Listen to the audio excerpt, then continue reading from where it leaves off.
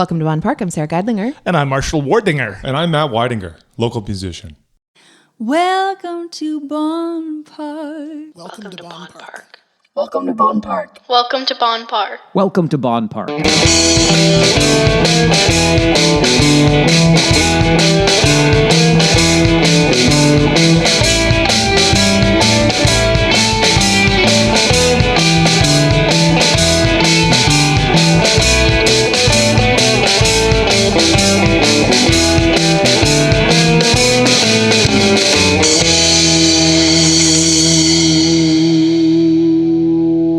We've got big news. Do we ever? We have a brand new website. And so many amazing things to check out on it. BONNPARK.com. What can we find there? You can listen to our episodes right on the site. You can check out the BONN PARK community blog. You can find out how you can partner with us. Oh, and the shopping. We have so much fun merchandise. I'm going to buy myself the I'm the Marshall Ward tote. Me too. BONNPARK.com. Check us out.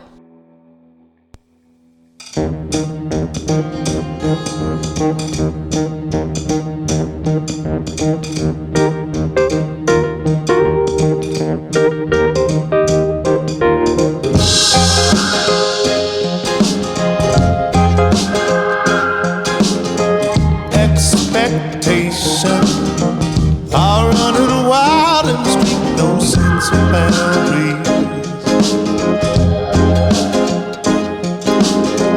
Irritated, he wonders why, he questions all he values. So he starts again.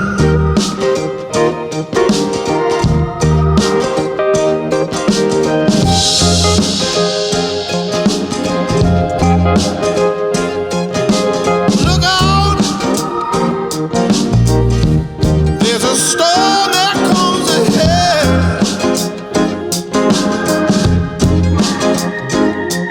Hide the answers. Never let go of the past.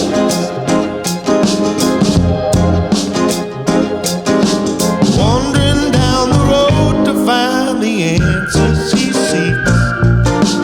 Only questions why to another. So you kick it, then you push it away. Lord, Lord, I've tried to be a part of it.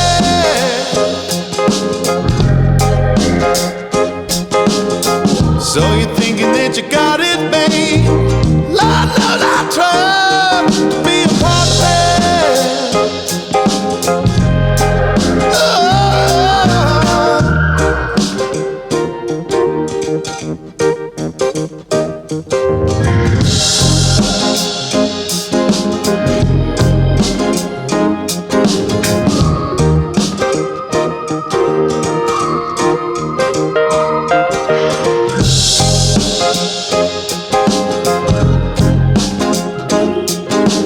Wandering down the road to find the answers he seeks.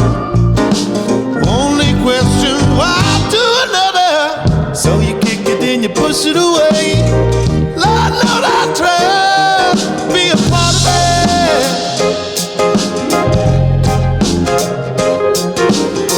So you're thinking that you got it made. Lord, Lord, I tried to be a part of it. Ooh, to make fun of it. Oh, to be a part of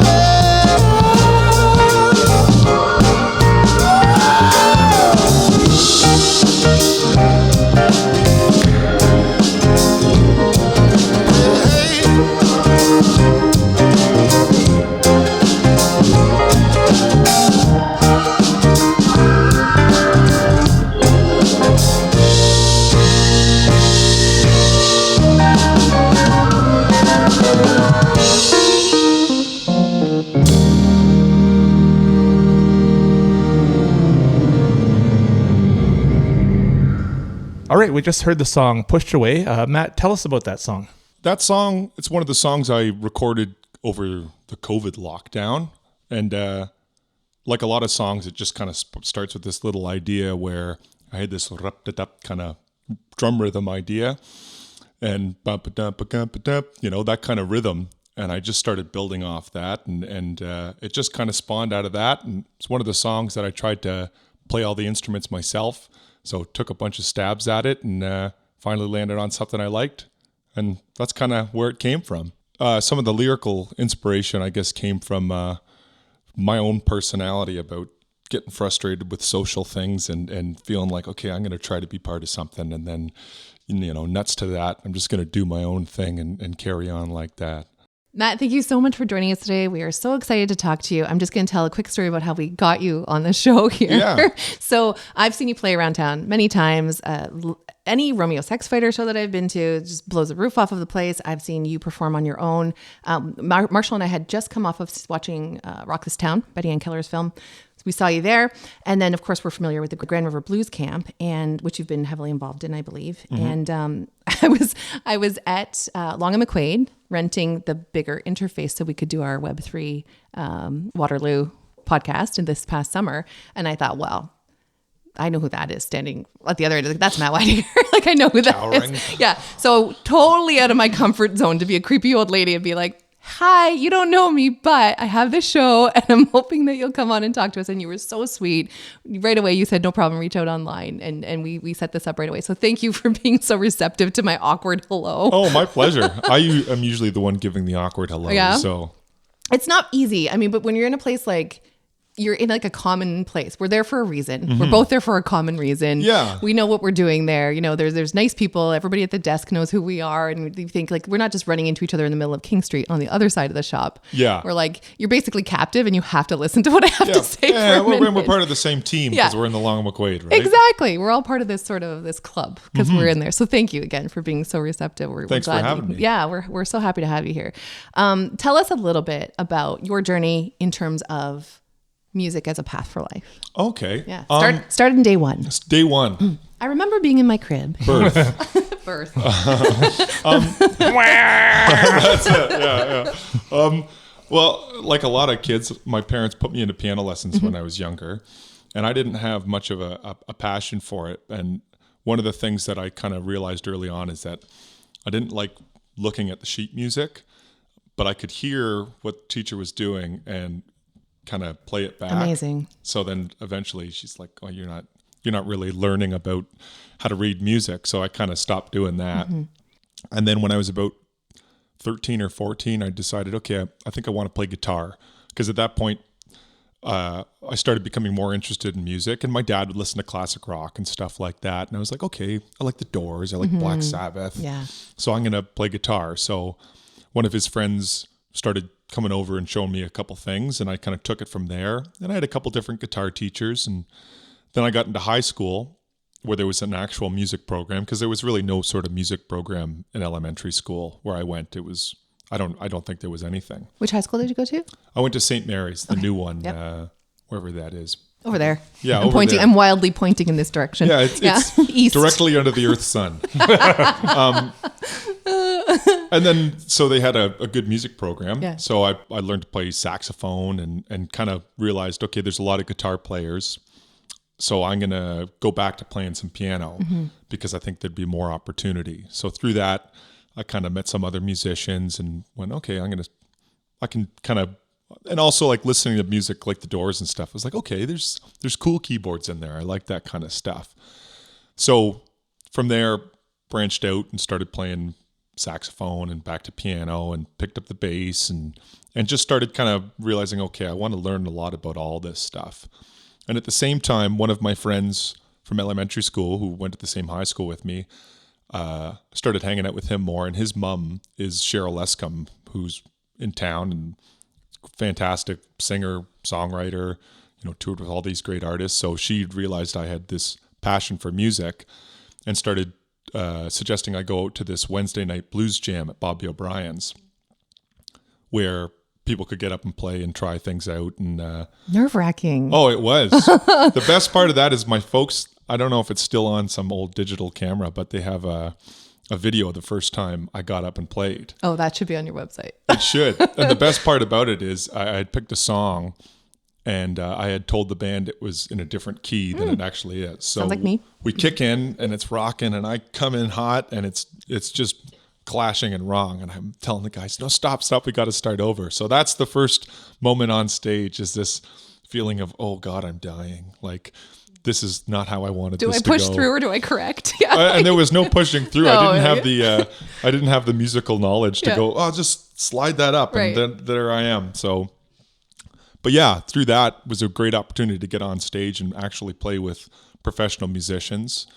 And that's also the place I met a guy named John Lee, who's been one of my biggest influences musically and just all around great teacher. And he was playing this big box, this big keyboard. And I was asking Cheryl, what is that? Because there's this big keyboard with 2 manuals and a big wooden box behind him with these things that were spinning. And she says, oh, that's a Hammond organ.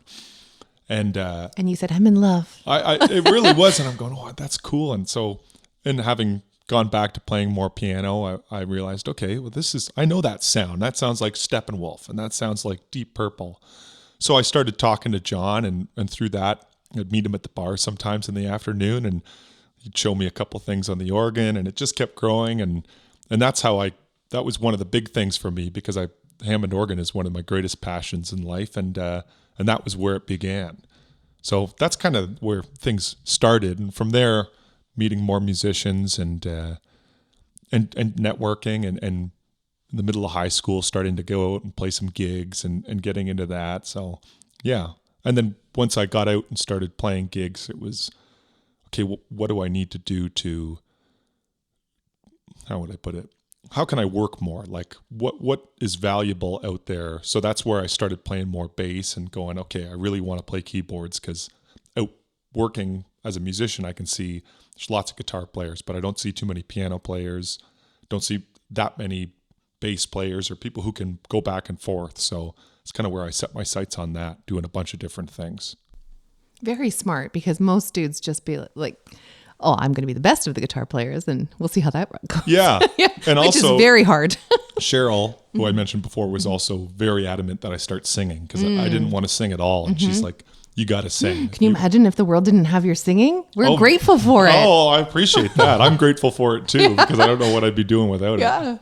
Yeah. When did you, when it comes to your vocals, when did you realize you had a voice that was really well suited to music? Like sounds from the 70s, right? Like that kind of warmth to it. Well, let me say this. So my kids are 16 and 20, and if we're listening to the radio in the car, my wife often says, which artist is this? It might be the Immigrant Song. Mm-hmm. And they might guess Metallica, right? Mm-hmm. And I'll ask sometimes, I say, can you not hear that those are different eras of Marshall? This is where I lose my family too. You know this, right? Can you not hear that song's... Yeah, there's different qualities about it. Yeah, right? No, they can't. And the one says, it just all sounds old, right? But at the same time, I know. at the same time, I'm so impressed when I see a young person wearing a Nirvana t-shirt where I can see that Kurt Cobain died before that kid was born, right? And that they don't know what the t-shirt is. I do want to interject that saying when they said you said it all sounds old, that Matt and I both covered our hearts in a moment. Yeah, and I actually remember people in university. I was about 5 years older than everybody else in university, because it took me 5 years longer to get there. And I'd listened to a lot of Black Sabbath this was in the late 90s, mid 90s. And I remember like some of the guys would comment, that music just all sounds so old, right? Mm-hmm.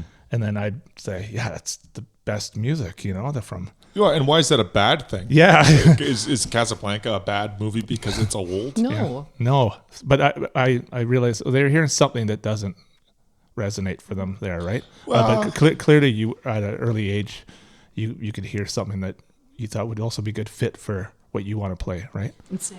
Yeah, it's interesting though, because I think you said something along the lines of there's a quality about the old thing that they don't like, and I'm sure that could be the case with some people, but I also think certain people set what they like based off of what is happening now and what other people like right now, because that's where they feel connected to something. And I don't necessarily agree with that. I think anyone can do whatever they want as long as it's not hurting anybody. But yeah, I would question that description of why they don't like it because it sounds old. There's music that's old that could sound current now based off of what's popular now. And there's music that's coming out now that could sound old. So I don't know if it really if it strikes something in you, I think that's when you like it. But just a quick comment on that. But based off of what you asked about what I felt, if my voice was suited for that music or how it happened. And I think it kind of just happened naturally because I was listening to that kind of music. I was listening to Spencer Davis Group and Ray Charles and Led Zeppelin. So naturally I would mimic those things. Like I always loved Joe Cocker, everything about Joe Cocker. And I thought, I want to be able to scream like that. And I want to be able to sing with that kind of quality. That power. Yeah, the power for sure. And then I always say this, but like I felt I was very lucky to have YouTube when I was in high school because I could watch this video and it would lead me to this and I'd find all this new music. So watching interviews with Joe Cocker and Steve Winwood and hearing, we loved Ray Charles. We just tried to sound like Ray Charles. And I'd go back and listen to more Ray Charles. So That's I think the key. I agree. And I think it was just copying my influences and trying to make my own melting pot of a vocal style based off of what I love to hear. So I don't know if it was the chicken or the egg thing, if my voice was well suited for it, or I just tried to copy those things and what I liked about it. I like that YouTube comment that you made too, just because I was thinking about that when you said you started to figure things out on your own, and my mind went to, you obviously had online tools to do these things because of your age, which is a great tool. Marshall and I would have been flipping through records at Encore. We would have been busing to downtown, flipping through records at Encore, trying not to get yelled at by Mark or anybody else. And I think there's a pro and a con to it though, because I hear other musicians talk about this too. When I hear older musicians talk about, they're trying to learn this piece of music and they had to lift the needle on the record player. And however you get to the end goal, as long as you get there, I suppose it doesn't matter. But there is something about the dedication of, I can look up a video on YouTube right now that will show me exactly how to play this. Is that as good as, are you going to get the same out of that as if you have to listen to the record or listen to the CD and really pay attention to what's going on rather than having someone just show you how to do it? And I don't know. I think there are, like I said, pros and cons, but it does make me think about, did they have to work harder before to accomplish what they were after? I'm laughing because I relate to this comment so much. Like, did I earn this or was it too easy for me? We have a different show that's all about pro wrestling, and we talked to RJ City, a pro wrestler, and he was saying, these muscles aren't real. I didn't chop wood. I got them at the gym. And I thought that was so funny because we're so hard on ourselves about the way we learn what we learn. Yeah. And it's okay if the journey is different. Absolutely. It's 100% if it's okay if that path looks different. But for you specifically learning in this way online, maybe with YouTube, maybe with other videos, ultimate guitar tabs or whatever it is that you were looking at when you were figuring things out. It is in conjunction with what might be like an echoic memory, because you do have this ability to pick up sonics and output them back out, which your piano teacher recognized very early. So you might be getting more of an education out of it than the average person. Definitely. Yeah. It could be. And like you said, whatever the person's end goal is, doesn't matter how they get there. Yeah. Fake muscles, RJ City, so funny. Yeah, that is funny. Sarah and I were at Long and McQuaid yesterday. We were. This is not part of my world. Like, I grew up playing piano accordion, but I stopped in my teens, and we would really like to see a resurgence of Marshall Ward on the accordion. Oh yeah, yeah, I like love really. the accordion. What always Beautiful. amazes me about being around He musicians, just brushes it off and moves on to the next comment. being around people who know how to play music, is so Sarah picked up a couple guitars, and I'm just watching, and that makes that jingly jangly beautiful kind of Gordon Lightfoot sound, and puts one away and pulls another one out, and then she handed me one, right? And I was reminded, oh yeah, these strings are really hard to push down on. I don't have any experience with this instrument. I can't even, unlike a harp, but I can actually make one nice sound out of. Rings true. Yeah. When I used to go see John Lee play at Bobby O'Brien's, playing the organ, and hearing these sounds come out and seeing him do things, and there's a technique on organ that's left-hand bass, where there's no bass player in the group. You play the bass parts with your left hand, and the right hand is completely independent. And he was doing that, and I just went, oh, that's so cool. I want to learn how to do that. To Independent of each other. Like, that's tricky stuff. That's it. Yeah. And there's even another layer of, you can have, there's pedals, which are 2 octaves of keyboard notes on the organ. And so everything's you got 4 limbs doing different things. So anytime I see anybody doing something like that, I'm always digging and going, okay, how can I do that? How are they doing this? So definitely, to answer your question longly. I walk into a music shop Yeah. and you feel all sorts of things. There's sights and sounds and smells of, of that space. Yeah. And there's you can see people's comfort levels, and it's almost like being in a space where it's a language unto itself. Yeah. Right. And there's an understanding of where you are in the equipment. You know what I mean? And probably how things are handled and touched. And yeah, and I think like I go to 2 music stores in the area. I go to Long and McQuaid, where me and Sara met, which has always been great to me. I rent stuff there all the time. Everybody knows what they're talking about. It's great. Always make you feel welcome. And I also support Sherwood Music, which is close to my place in Kitchener, and always great to go in there and have a coffee with the guys. And again, super helpful. And I think that's really important. I think there's a balance between, I'm sure music store people would be able to talk about this more than me, but I'm sure they've got people coming in who have no intention of buying something, and, they're running a business. But so finding that balance between, you get someone who's coming in who wants to learn more about something. Here's what I'm after. What would you suggest? Having the right people in place to help with that, I think, is a really good thing. And I think Long and McQuaid and Sherwood both do a great job of that. Making someone feel welcome, giving them information that they need, and just supporting the music scene. I'm so glad that you said it that way, because for both Sherwood and Long and McQuaid, when I've gone for podcasting purposes or even for music purposes for myself, I feel like I can walk in there with any question and not be made to feel like I don't know what I'm talking. Like, it's very welcoming. Yeah, that's and what I'll you even want, just walk right? in and be like, I'm about to ask something I don't know anything about, and I'm going to need guidance. Here you go.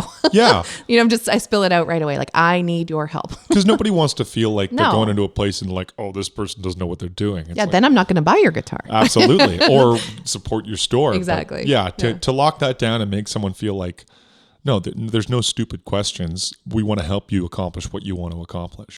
Sounds like it could be an ad for our local music stores. Yeah. All right, so we're going to hear another song. Matt, this is He Don't Need Love. Tell us about this song. This is one of my favorite songs that I ever wrote or have written. I love the Kinks, the band from the 60s same. and the 70s. And what Sunday Afternoon, one of my favorite songs. Like, Oh, yeah. So good. The thing I love the most about the band is that it seemed as if they were always doing exactly what they wanted to, even when it wasn't commercially successful. Or if it didn't fit the mold people expected. Yeah, right? absolutely. Yeah. And is that true art? I'm not sure. I'm not going to get on a pedestal and say so, but It might be. it could be. But I love that they had all these mixed influences. There was this vaudevillian sense and theatrical, and Ray Davies, the lead songwriter in the band, just had this freedom of how he wrote. So with this song that we're about to hear, I tried to get some of my Kinks influence and write a song that was somewhat satirical, because, the song "You Don't Need Love," who doesn't need love? Some days I feel like I don't need it, and I put on my big shield and move forward into the world. And I tried to incorporate some of those almost classical theatrical aspects in how the song is formed, where it's not just verse chorus. It is to an extent, but there's themes and different sections. So You're messing with it. Yeah, I wanted to take a stab at writing, a little mini Matt opera almost, and move forward with that. So that's kind of where that spawned from, and I had a lot of fun putting it together and played some horns on it, and yeah, this is, I think, my favorite, the most song that feels like the most me I've written so far. Couldn't you see the shape of your heart? Another feeling cut from the start. Should I know a different way to go? I could be fine. Little taste of time, it's all mine. Shouldn't you be the way that you want? You could be free, but they'll weigh you down to the floor, closing all the doors along the way. But it's okay, you don't need love.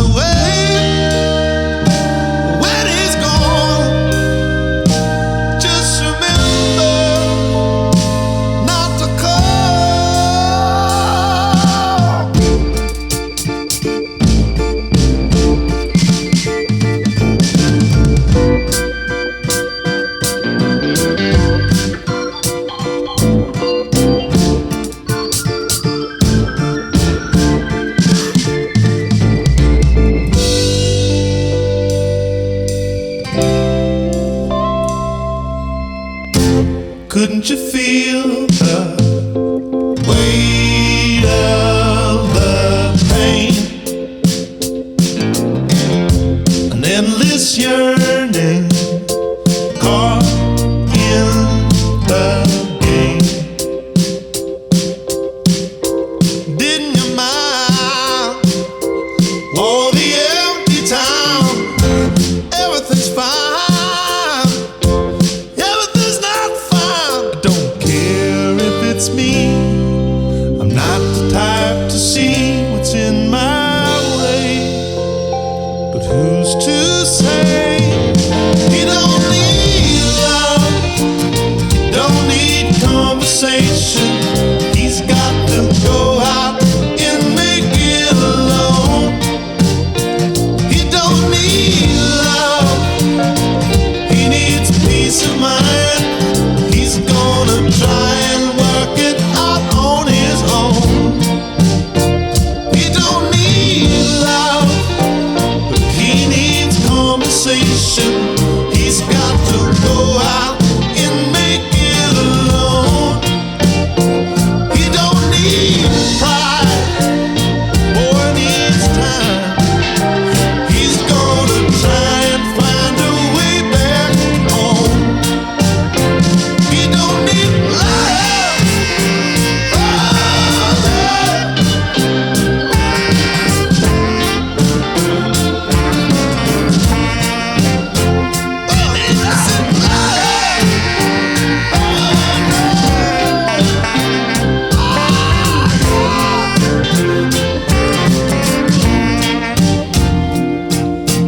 He caught a glimpse of himself today.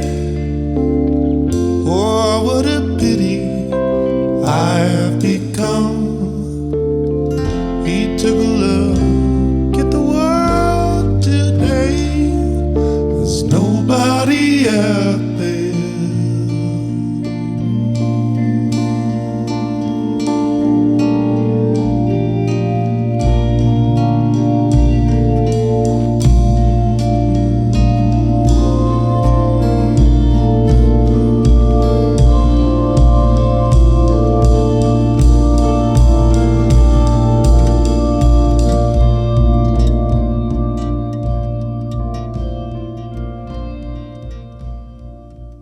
Matt, Sarah and I got to see Rock This Town Oh, yes. by Betty Ann Keller at the Princess Cinema. It was amazing. Oh, man. I thought so, too. Yeah, tell us about your involvement in that film. Well, it was great. She reached out and kind of gave me the general idea of what the film was about, which I was really interested in. I'm in. That's what I would have said. Yeah. Yeah, no, absolutely. Because I love looking up history of different music scenes and how things began. And when she was talking a little bit about all the different things that happened in town, and I knew some of them from my connections with other musicians, but it really made me feel like, oh, this is going to be really something special, and I'd be thrilled to be part of it. And everyone in the team was great to work with all the way along. Came over in the backyard for the interview section, and it was gracious that they decided to use some of my footage that I got filmed that year. So no, it was awesome. Really happy to be part of it. Watching Rock This Town for me was not only seeing photos from for me the 80s, like when I would have been walking up and down downtown Kitchener, but the ones even prior to that, you realize, oh wow, there was a stereo store right beside Sam the Record Man, kind of thing. So it was a bit like time travel, eh? Yeah. Well, and just as you're saying this thought popped in. As things move forward and technology becomes more convenient and things are more based around what do I want now, and can I have it now? No commercials with Netflix, and which I don't really mind, but you can watch the whole thing in one day and all that, and music and everything's right as we want it. Watching that movie as well brought me back to a time where there was things set up that felt like people maybe took more risks, and like, I'm going to go out tonight and I'm going to see a band because I don't even know what it is, but I'm going. That's it. And I trust the venue, and I trust, the people are saying, hey, there's music tonight, let's go. And it kind of made me wish there was maybe some more of that going on now. And maybe a film like this will remind people of, oh yeah, there was this great thing going on, and we can get back there if everyone supports what could be happening. Because it just takes people to go, okay, I'm going to do this regardless if people come out or not, or I'm going to set this show up, and then to continue doing it for people to kind of catch on and go, okay, yeah, I'm going to give this a try, or I'm going to go see what this is about. And that's all it takes for a scene to happen. The promoter aspect of what they had going on was the killer winning idea. Oh, right? yeah. Tickets were sold, band was booked, then you put on the show, right? Yeah. So it's just like, that's the dream. If you were now, so many people are just, and it's not one or the other, but now so many independent people are planning a show, putting on a show and hoping the people come. Oh, when You I book original shows, I look at like I do spreadsheets and all that stuff. I really make sure I've got all my numbers together. But it's basically, okay, how can I do out of town shows and maybe an in-town show and break even for the out of town shows and maybe make a little bit of money on the in-town show, because things like rehearsals and you got to pay people for the gig and you want to promote it. So I do ads on social media, but it's never really like, yeah, I'm going to go, unless it's a festival.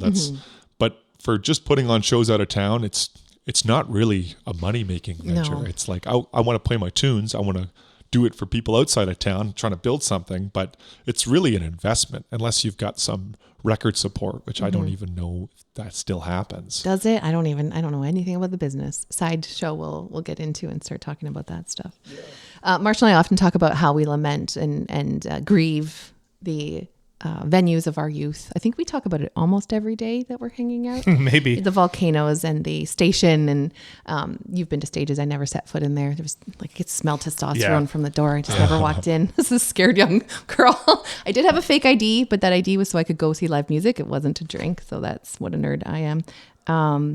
But I remember like there was always something. Like we knew on Saturday nights we were going to go to a show at this venue, and we knew every Wednesday, like when I was a teenager, every Wednesday, no matter the weather, me and my two friends were going to Garrett's in Garrick's, or somebody contact us and remind me what this was.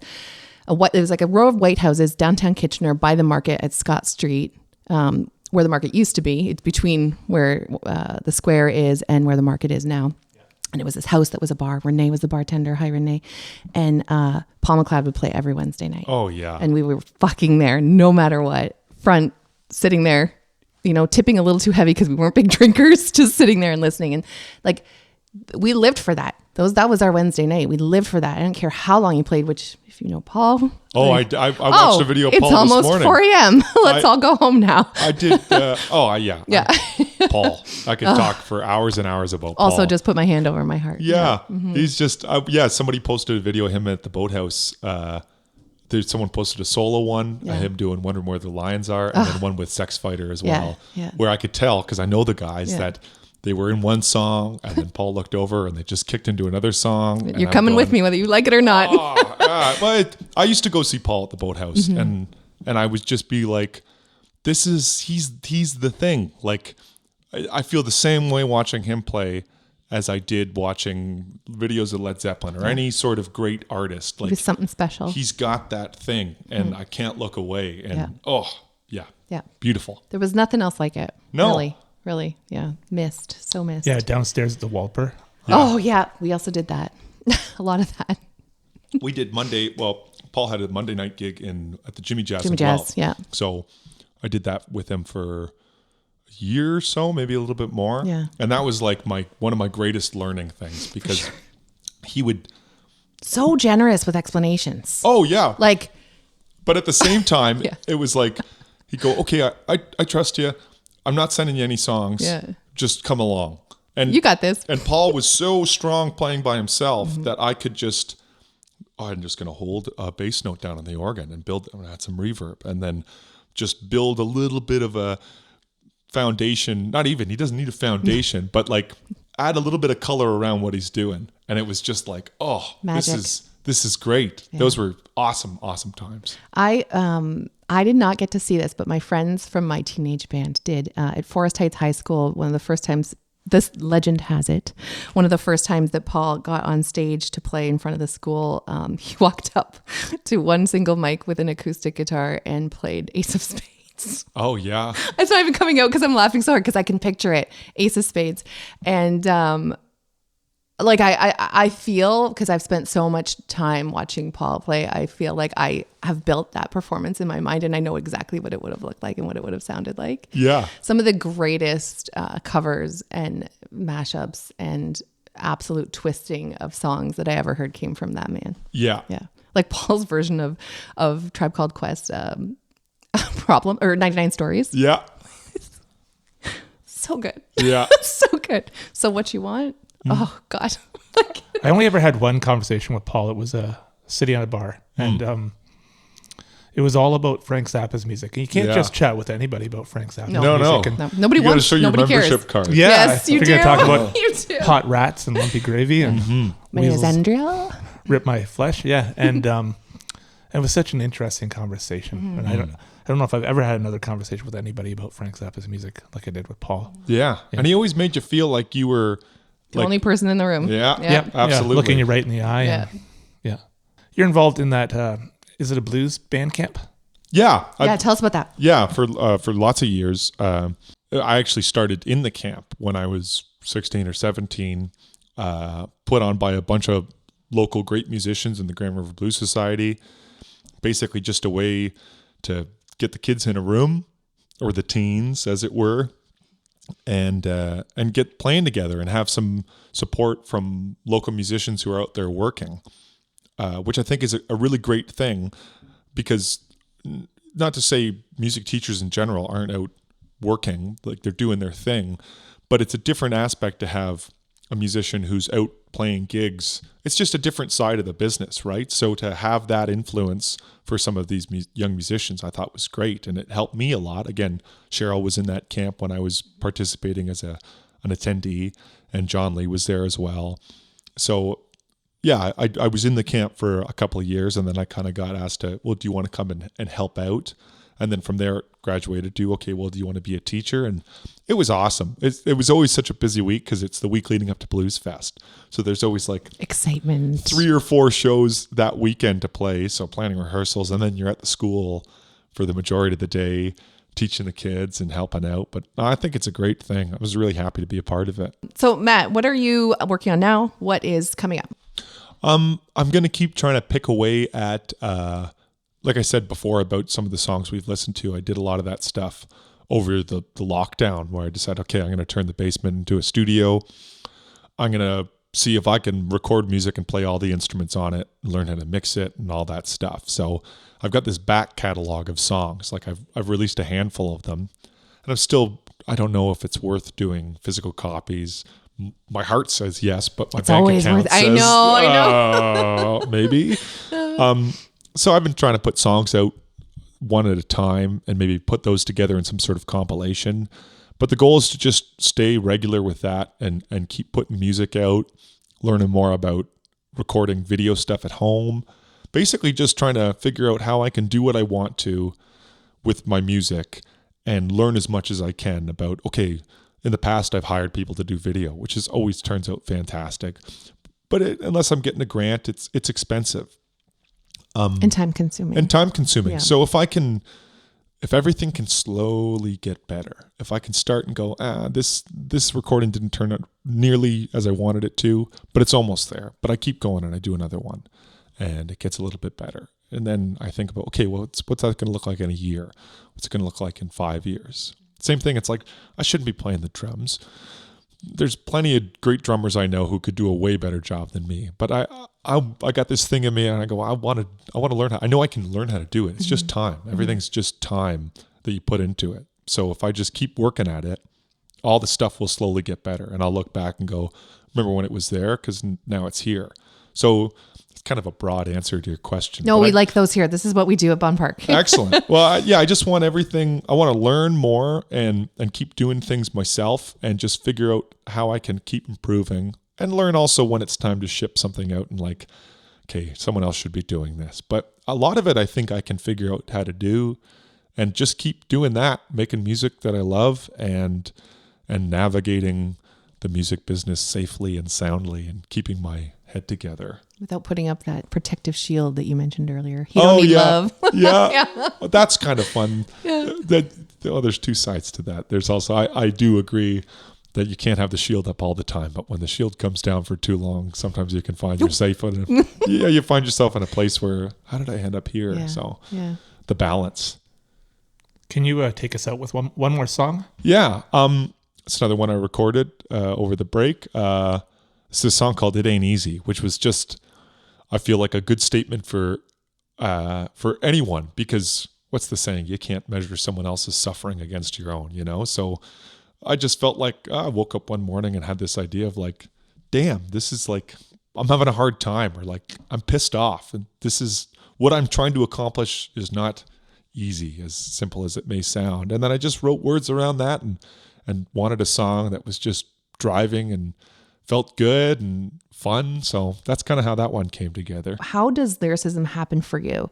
I'm always fascinated with this. Like Marshall's a writer. He always asks every writer that we talk to, what does it feel like when you open your box of books when it comes to the front door? You know. But my question is always, how do you pull those words? How do those words come to you? Everyone has a process that's different. Some people wake up in the middle of the night and write it on the bedside table. Some people just let it flow. Some people workshop it. How does it work for you? Or some people even overhear something. Yeah. You know, Yeah. And go in from a there. restaurant and they scribble it down in a notebook, right? Yeah. Yeah, it happens in a couple different ways. Like sometimes I'll get a rhythmic phrasing, like we heard earlier, Push It Away. I had that, and then the first words that came into my head were, so you kick it in, you push it away. And I was like, well, does that make any sense? And I went, well, if you write words around it, that makes sense. Now it does.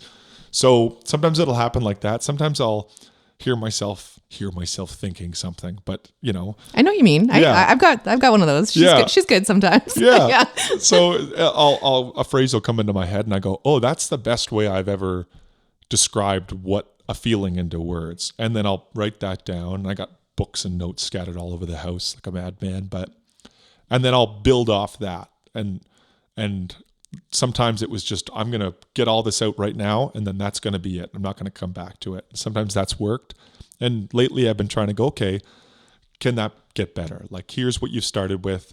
Can you expand on that? Are you saying that, is there a better way to say that? Is there, you know, and just kind of workshopping it, but trying to find the balance also of not keeping doing that and never finishing it, because there's got to come a point where you let it out. So a little bit of everything, I suppose. Whatever sticks or whatever keeps rolling around in my head and coming back, then I go, okay, that's worth doing. That's worth continuing on with. Going back 10 years, I spent an hour talking to Bob Daisley, who was Ozzy Osbourne's lyricist and bassist for those early Ozzy Osbourne solo records, Blues of Oz and Diary of a Madman. And I always remember this. I remember Bob Daisley said, how did you get the tune and the lyrics together with Ozzy? And he said, every time it works the same. He says, Ozzy's really good at coming up with the tune, right? Like a Crazy Train or Flying High Again or whatever. He says, but Ozzy will just sing nonsense lyrics. Yeah. Which a lot of artists do. Yeah. And I was trying to imagine this, right? And he'd said, so Ozzy's really great at that. He goes, and then I would write the actual lyrics for the songs, right? And then what happened was a couple months ago, something was released where it was like the Bark at the Moon album. Mm-hmm. And I'm sure this was never intended for Ozzy. I'm not sure if Ozzy wants this out here in the world. But there's like Bark at the Moon, right? Like, right?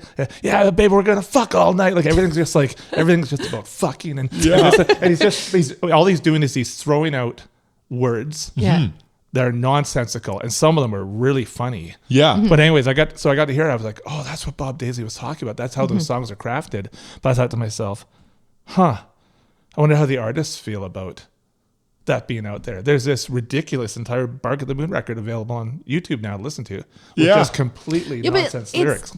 It's like, I've seen this from, what's that documentary about the K-pop band Blackpink, maybe? Blackpink, like Let's Kill This. You know who I'm talking about? No? Yes?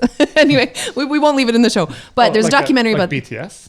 Yeah, but it's Blackpink. Okay, yeah, gotcha. K-pop for sure. It's yeah. K-pop. But their main, singer and lyricist, that's what she does. She's barking into the microphone, but she's putting it down, melody and intonation and things that don't quite need words yet. Right? Yeah. And sometimes the singer or the person that comes up with that melody and intonation doesn't have the lyricism to. Right, yeah. But like you need those relationships to make it work. Yeah. Or like 3 or 4 albums ago, Taylor Swift included some of those dorky I think it should sound like this, and singing into her phone with the total nonsense, and that was part of the album. Yeah, I don't know. I think it's somebody obviously said to Ozzy, we're doing this, just sign this piece of paper. But make your people X. want to hear it. Yeah, make your X. People want to hear that stuff. Yeah, we do. As fans, we want to hear the process. I think there's a back and forth to it though, because I love David Bowie. Yeah, Bowie's one of my favorites, and one of the things with Bowie I felt is here's this mythical alien god on stage,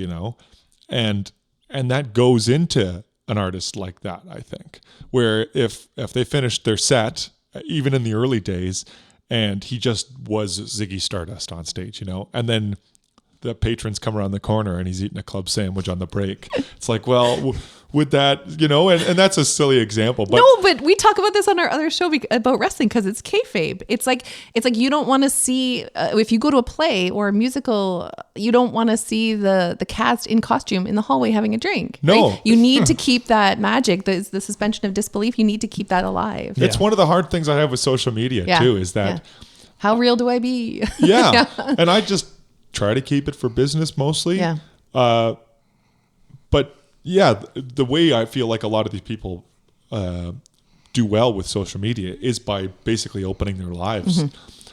But then does it still have that mystery and the allure? Few things do still have that mystery and allure. That's the thing. Yeah. Have you seen Moon Age Daydream? Oh yeah. Oh my God. I'd seen a bunch of it. Like I go on deep dives and look for what I can. It's something else. Oh, and he's just, he's so frank about it when he talks about, well, I just basically took the, French mime and added it with the geisha and wanted to make this Greek god. I was like, okay. Yeah, it makes... If you say it, I believe it. But then watching and looking at his eyes and he's selling it. Oh, it's beautiful. It's beautiful. Yeah. Yeah. I was like entranced. Like I felt like I was on drugs watching this movie. I was sitting in the Apollo with my daughter and her best friend, Summer and Hannah, her best friend Hannah, because they're big Bowie fans, thank goodness. And man, I was mesmerized. Yeah. It's a long journey. Yeah. Right? It's dreamy. And he just keeps... I love when he said, I get something to where I think it's at its best. And then I move on to something else. I got to put it out there and it's time to move on. Yeah. So good. Good advice for all of us. Absolutely. What was the other quote in there I loved? He said, when you feel like you're in the water just a bit too deep, that's when you're right where you need to be. Take a couple steps further and then you're going to come onto something cool. I went, it's so true. terrifying, but very true. Yeah, my heart kind of went when you said it because it's so true. But I we don't don't admit it. wanna. I don't want to. I don't want to go in the deep water. Yeah.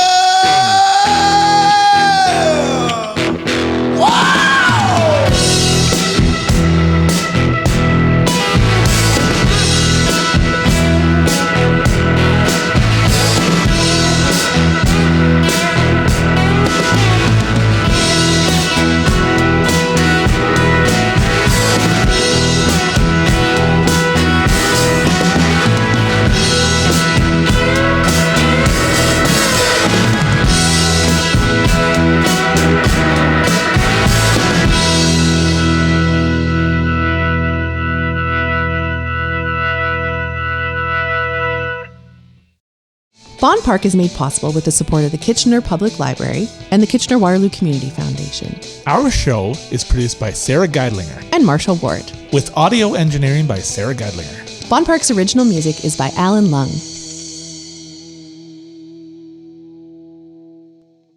Harry, still with us? We want to tell you about a fun project that we have. Are you ready? Yeah.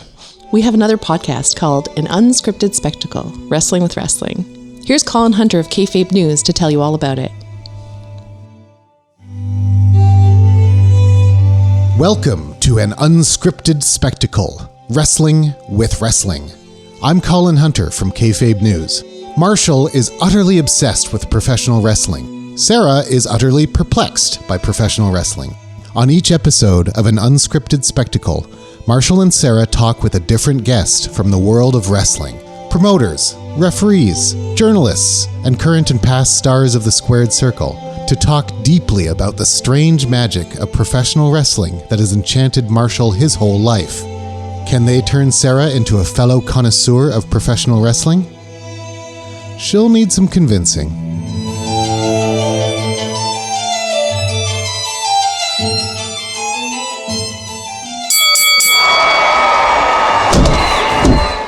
I find out who Jimmy Corderas is. Who the heck are you? Oh, well, that's a good question. For those who don't know, I spent the better part of over 2 decades working in WWF/WWE, mostly as a referee inside the ring. I have the honor of meeting the magnificent Lufisto. I heard that you were described as the first lady of hardcore. I've just recently found out what hardcore is. Yeah, thanks to Madman Pondo. When I've learned that I was going to be inducted, it was like, it is now my time to tell the story of women's wrestling. Because so many times I've heard, oh, this is the first time this happens in women's wrestling history. And I'm like, no. I learned all about the storytelling and writing process from Tom Casiello. Yeah, I was in soap operas for 14 years. I was at Young and the Restless last. That was from 2009 to 2011. And so I thought, I'll go in for the interview. I'll be honest with them. If I blow it, I blow it. Not the end of the world. And I was there for 6 years. And I rose up the ranks to managing lead writer. And it was the most insane time period of my entire life. I got a new skincare regime from RJ City. Checking out your hair, and I wish that mine looked like yours. You have beautiful locks. Thank you. The secret, this isn't a plug, it feels like an endorsement, is aloe vera. I have it here. I put it on my skin. I put it in my hair. I use the gel. I put a couple drops of peppermint in. I have a plant right there on my Good. fridge. Cut it open, squeeze it out, and put it, honestly, wherever you want. It's good for you. I find out that Colt Cabana is just famous enough that he can still buy groceries. And Tyson Kidd tells me all about the People's Elbow. Who knew? Basically comes to a complete stop, then brings his leg over the guy like he's going to do a leg drop.